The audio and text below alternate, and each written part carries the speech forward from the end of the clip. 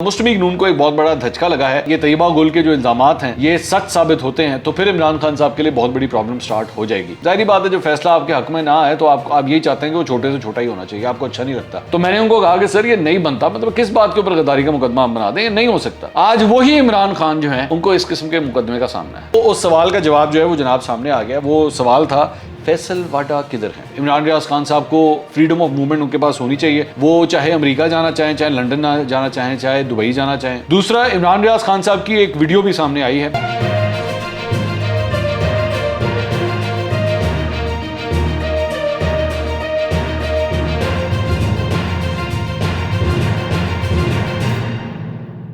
अस्सलाम वालेकुम नाज़रीन, मैं हूं मंसूर अली खान। अपने यूट्यूब चैनल के ऊपर आपको खुशामदीद कहूँगा। सबसे पहले आपसे दरख्वास्त के चैनल को सब्सक्राइब करना मत भूलिएगा और बेल आइकन ज़रूर प्रेस कीजिएगा।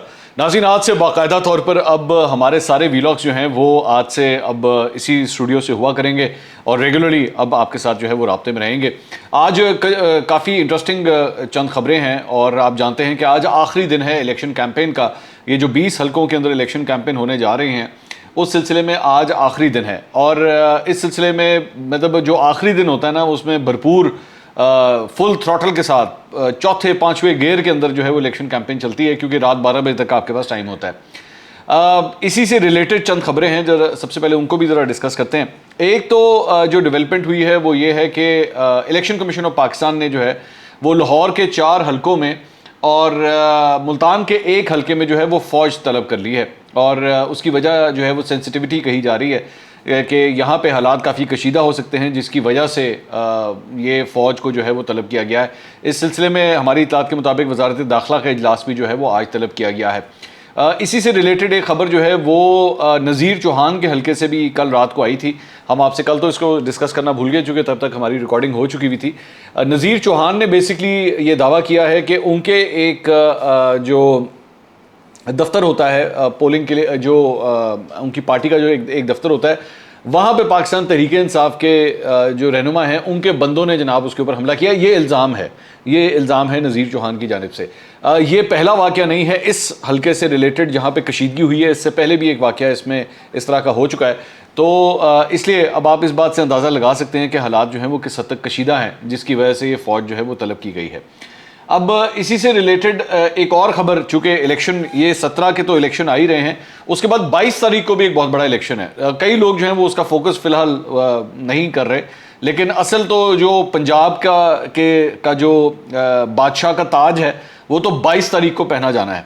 तो और जाहिर बात है उसकी रिलेटेड जो चीज़ें हैं वो सारी इसी से हैं कि 17 को रिज़ल्ट के आते हैं।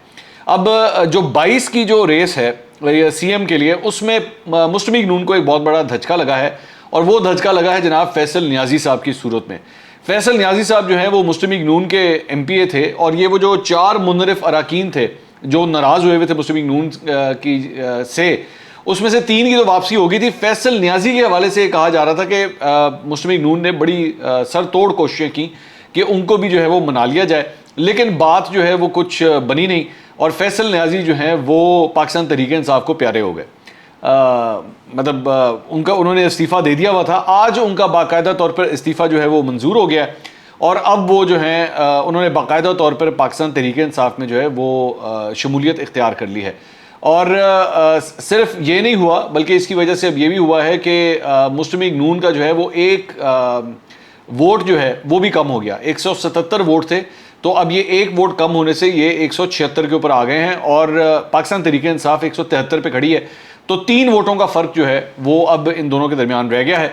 तो पहले मैंने आपको बताया था कि पाकिस्तान तहरीक इंसाफ को 13 सीटें कम से कम चाहिए थी, अब वो 13 से कम होकर 12 हो गई हैं। तो पाकिस्तान तहरीक इंसाफ अगर 12 सीटें जीतने में कामयाब हो जाती है तो हमजा शहबाज जो हैं वो सीएम के तौर पे बरकरार नहीं रह सकेंगे और पाकिस्तान तहरीक इंसाफ के पास जो है वो पंजाब की गद्दी चली जाएगी।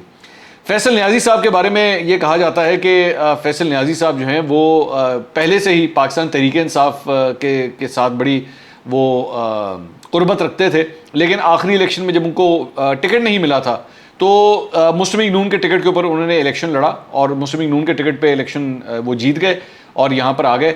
लेकिन थे वो पुराने पाकिस्तान तहरीक इंसाफ के साथ ही काम करने वाले और उनके साथ ही मतलब उनकी कुर्बत थी, टिकट ना मिलने की वजह से वो यहाँ पे आए थे। तो अब जो है उनकी दोबारा जो है वो पाकिस्तान तहरीक इंसाफ में री एंट्री हो गई है। तो वैसे तो इमरान खान साहब लोटा लोटा लोटा लोटा बढ़ा गए थे, तो अब पता नहीं इसको आप लोटा कंसिडर करेंगे या नहीं करेंगे कि मुस्लिम लीग नून के टिकट से चले। उन्होंने एक जो अच्छा काम किया है कि उन्होंने इस्तीफ़ा दिया, अपनी सीटों से इस्तीफ़ा दिया और इस्तीफ़ा दे के जो है वापस उसी पार्टी के अंदर चले गए। अब आप इसको जो मर्जी नाम देना चाहिए, आपकी मर्जी है। अच्छा जी, इसके अलावा एक और ख़बर जो आई है वो रिलेटेड है जनाब तैयबा गुल के हवाले से। तैयबा गुल कौन है?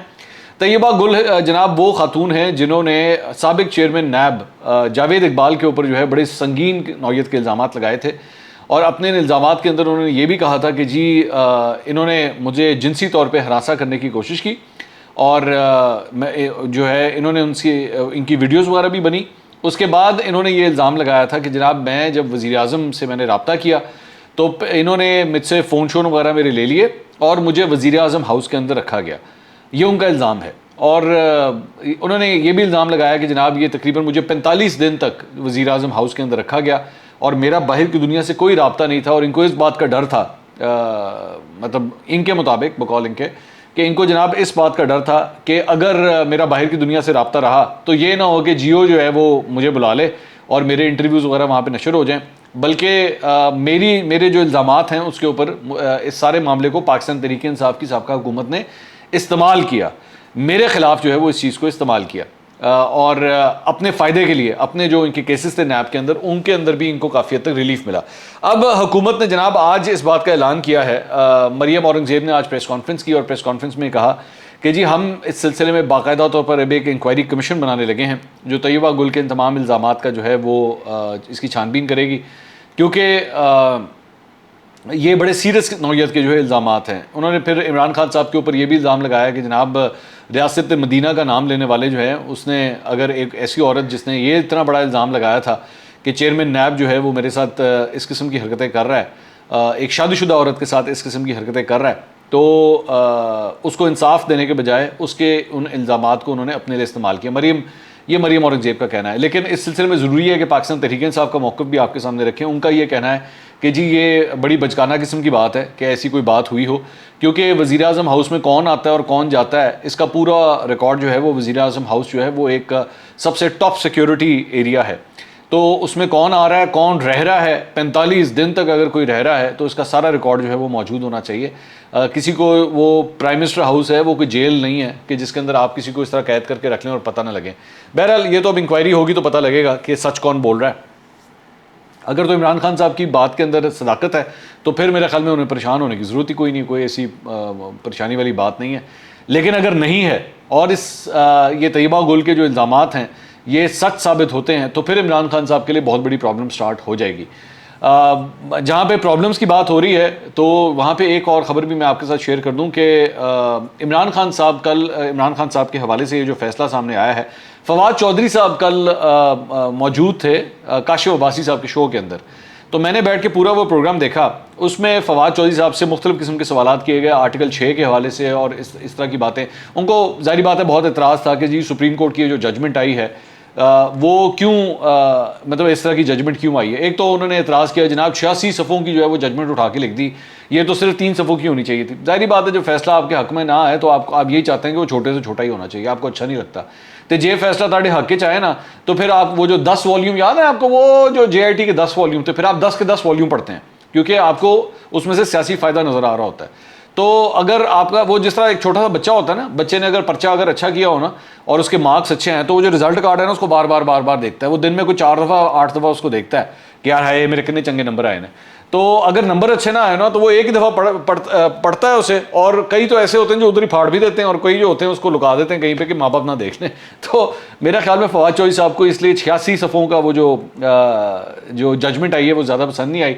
दूसरा, फवाद चौधरी साहब ने उसके अंदर जो इंटरेस्टिंग बात की वो उन्होंने ये कहा कि जी ये देखें ये किस किस्म की फजूल बातें कर रहे हैं कि जी इमरान खान के खिलाफ जो है वो आर्टिकल 6 जो है वो लगाया जाए, और इमरान खान जो है वो इस मुल्क के सबसे मकबूल तरीन लीडर हैं और आप एक मकबूल तरीन लीडर के खिलाफ आर्टिकल 6 लगाएंगे।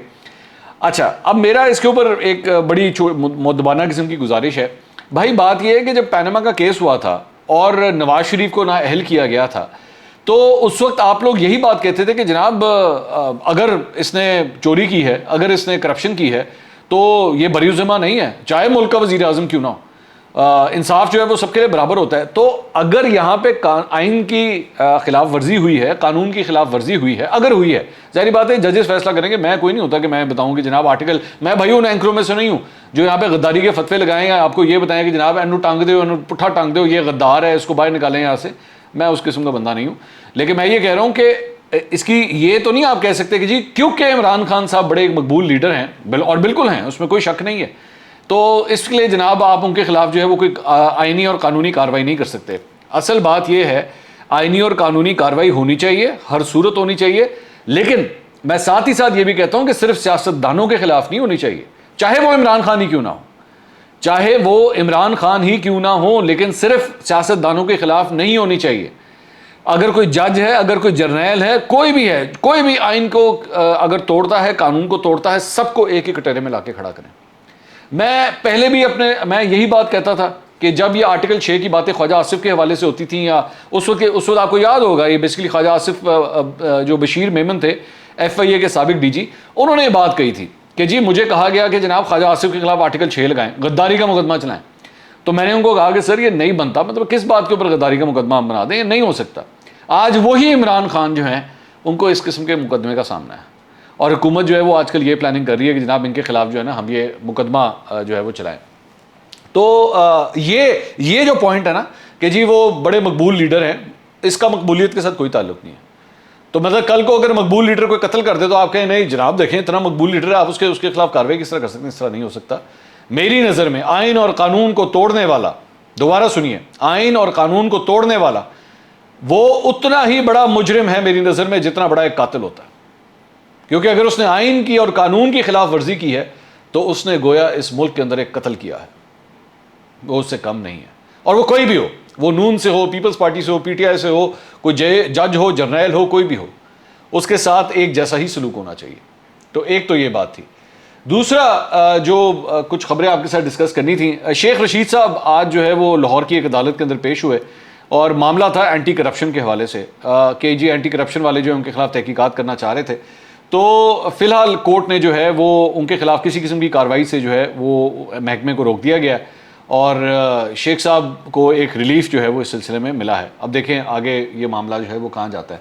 और जहाँ पे मैं पाकिस्तान तहरीक इंसाफ के हवाले से एक बात कर रहा हूँ, तो वहाँ पे ये एक और ख़बर दुनिया TV के ऊपर जो है वो आई है कि बल्दियाती इलेक्शन जो कराची के अंदर होने जा रहे हैं इसी महीने के आखिर में, उससे पहले पाकिस्तान तहरीक इंसाफ के अपने अंदर जो है, हमने पहले भी एक दफ़ा रिपोर्ट किया था कि इंसाफ हाउस के अंदर लड़ाई झगड़ा काफ़ी हो गया था टिकटों के बंदर बांट के ऊपर।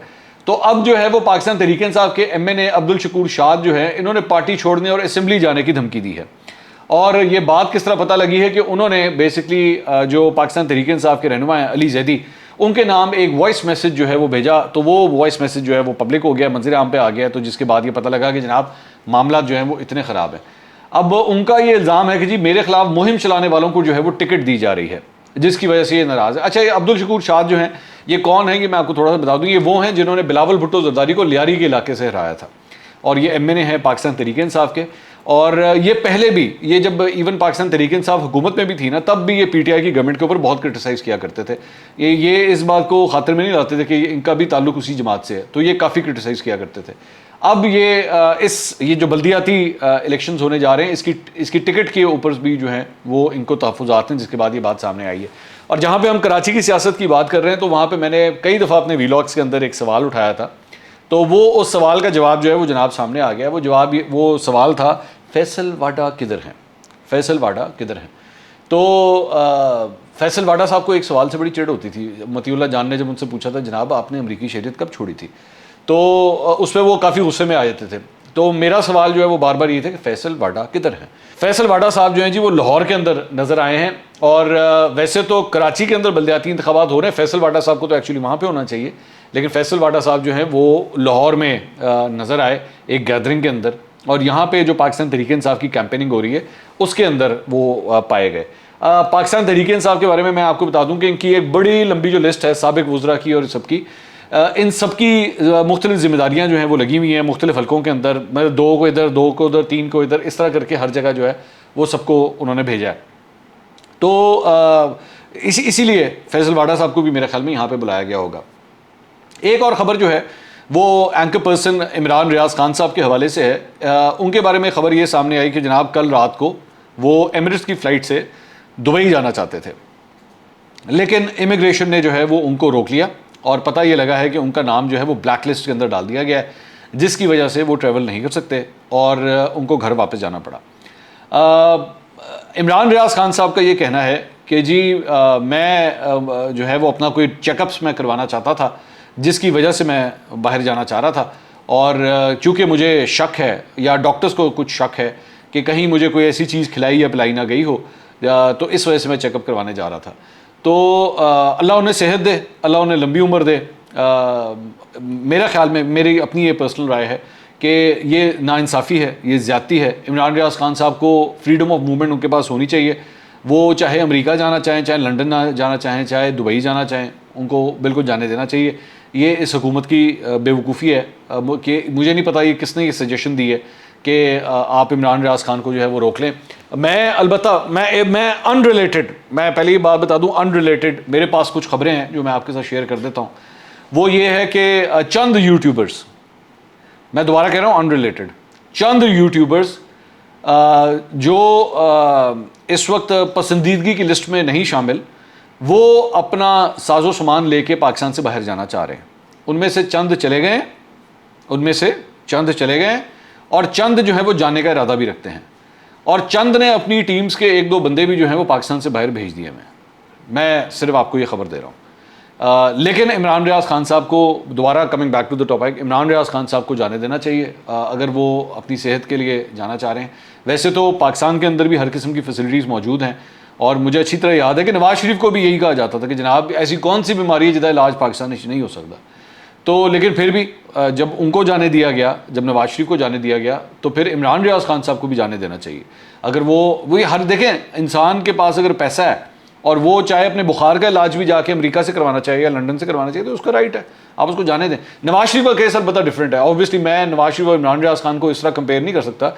नवाज शरीफ जेल के अंदर थे, इमरान रियाज खान जेल के अंदर नहीं है, ठीक है। उनके ऊपर केसेस ज़रूर हैं लेकिन वो जेल के अंदर नहीं है, तो टेक्निकली स्पीकिंग तो दोनों का कंपैरिजन नहीं बनता। लेकिन मेरा ये पॉइंट है कि अगर इमरान रियाज खान साहब कहीं पे भी जाके अपना इलाज करवाना चाहते हैं तो उनको बिल्कुल राइट है, वो कहीं पे जाके इलाज करवाएं। लेकिन अगर वो नहीं भी जा सकते, अगर इस हुकूमत ने इनका नाम अगर ब्लैक लिस्ट के अंदर डाला है, तो फिर इनको तब भी मेरे ख्याल में शौकत खानम, आगा खान, इनकी बड़ी अच्छी लैब्स हैं। मैं इसलिए जानता हूँ क्योंकि मेरी फैमिली के अंदर काफ़ी डॉक्टर्स हैं, मेरा भाई भी डॉक्टर है, तो मैं जानता हूँ कि इनकी लैब्स बहुत अच्छे स्टैंडर्ड की लैब्स हैं। तो आपको फ़ौरन अपना टेस्ट जो है वहाँ पे करवाना चाहिए, ताकि अगर खुदा न खास्ता कोई ऐसी बात है तो वो मंज़िल आम पर आए, पता लगे। यहाँ पे सोशल मीडिया के ऊपर मैं देख रहा था फजूल किस्म की बड़ी बातें हो रही थी जी, स्लो पॉइजनिंग और इस तरह। तो हर किस्म की चीज़ जो है इस तरह डिटेक्ट हो जाती है, तो फ़ौरन जो है मेरे ख्याल में उनको अपने टेस्ट करवाने चाहिए। दूसरा, इमरान रियाज खान साहब की एक वीडियो भी सामने आई है जिसके अंदर देखा जा सकता है, या वीडियो आप स्क्रीन पे देख रहे हैं, जिसमें देखा जा सकता है कि वो सलाखों के पीछे वो मौजूद हैं, और उसके ऊपर भी लोग काफ़ी क्रिटिसाइज़ कर रहे हैं कि ये क्या तरीका था इनको रखने का, और इनको इस तरह नहीं रखना चाहिए था। अब भाई बात यह है कि फ्रैंकली स्पीकिंग मैं तो कभी जेल गया नहीं हूँ, इसलिए मुझे नहीं पता कि जेल के अंदर क्या इससे बेहतर भी कोई फैसिलिटी होती है, मैं नहीं जानता इस बात को। लेकिन आप चाहे एक एयर कंडीशनड जेल के अंदर भी हो ना, एक एयर कंडीशन जेल के अंदर जहाँ पे आपको टीवी भी लगा हो, कंप्यूटर भी हो, आपके पास सब कुछ हो, लेकिन आपको बाहर ना जाने दिया जाए ना, एक आम, मैं कहता हूँ 5 स्टार होटल के कमरे में भी, तो वो भी जेल से कम नहीं होता। तो जेल जेल होता है और एक आज़ादी होती है, तो दोनों में कोई कंपैरिजन नहीं है। बहरहाल कुछ और भी बड़ी इंटरेस्टिंग खबरें हैं। एक एक्सक्लूसिव खबर हम लेकर आएंगे इंशाल्लाह अपने अगले व्लॉग में, आपको बताएंगे कि इमरान खान साहब का कल जो मुल्तान का जलसा था उसके हवाले से कितनी शर्मिंदगी हुई है पाकिस्तान तहरीक इंसाफ को कि उनको चंद चीज़ें डिलीट करनी पड़ गई। तफसीलात बताऊंगा अगले व्लॉग में इंशाल्लाह। अल्लाह हाफ़िज़।